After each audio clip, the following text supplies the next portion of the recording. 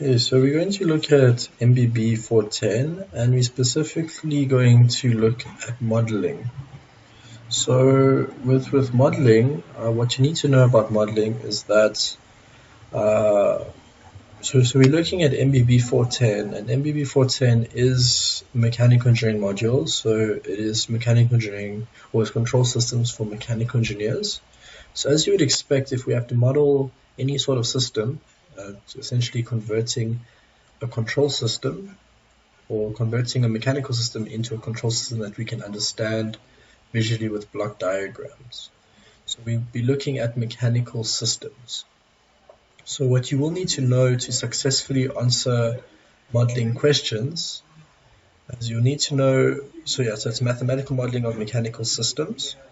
So examples are your heat transfer, so anything to do with heat transfer, you're going to model heat transfer. And you're going to literally be finding equations for a model. So they're going to give you something that looks like this. So you see here heat transfer. This is a copper disc, and essentially, we're going to have heat transfer going. So you've got a gas moving here, and then you've got a copper disc, and there's heat transfer between there.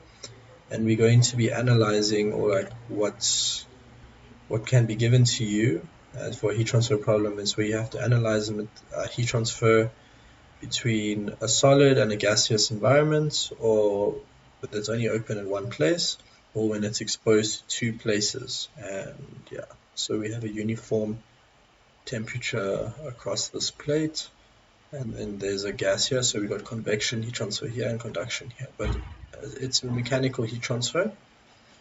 And then there's also the rotational discs, and then we have the spring system. So we have spring systems, so another popular mechanical system. And then we have the water tank. So you can imagine this is like the ideal controller where you would imagine you'd want to use a controller. You have water going into a tank, you've got water going out of a tank. There's some sort of valve. In this case, the valve is in the inlet. In this case, there's a valve there in the outlet. And you have a controller controlling the input and output flow. So in this case, in this one, there's a little controller here controlling this valve. And now, and we're essentially looking at the angle. So we have a controller controlling the angle. And and then another one, a very popular one, is the motor. I think that's the last mechanical system.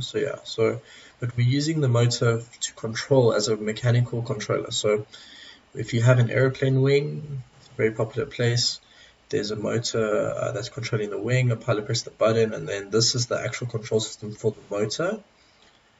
And the same thing, a motor can also be used as a pump. Like you can imagine there's a motor that's used in a pump, and then the pump is pumping the water into this tank, and it has to fill the water in. The motor has to operate as long as this water in the tank is below a certain height. The moment it stops, then the motor should stop. So we also use motors for mechanical applications, and we have to build controllers around them. So let's just look at more of what we'll be learning. So once the mathematical modeling of different mechanical systems, and then converting time domain equations into transfer functions. So what happens is when you mathematical modeling, you're going to be coming up with equations around each system. So in this case, we have equation of motion.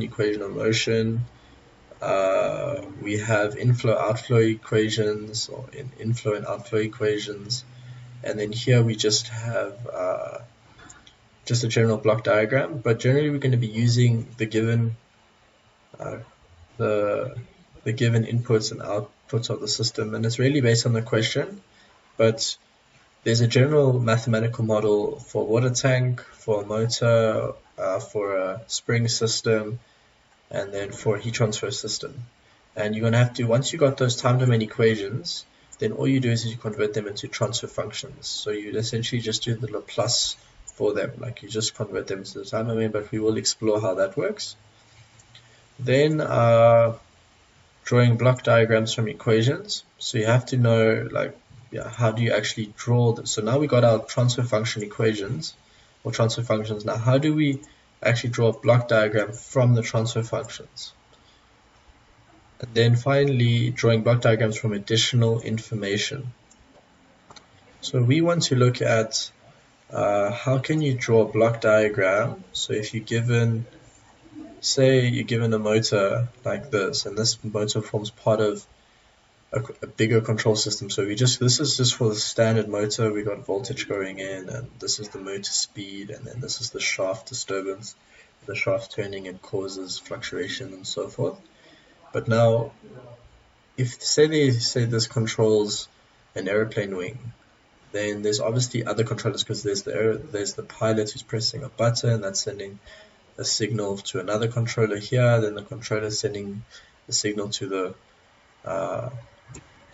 motor, and then that's obviously going to be the output speed of the motor. So yeah, and then there's other information that the motor has to control. So you're adding other block diagrams on top of the motor diagram. So that's what I mean by drawing block diagrams from additional information. And that's pretty much all the standards of what you need to know when it comes to modeling. So yeah, that sums up modeling in a nutshell, and what we will be looking at today.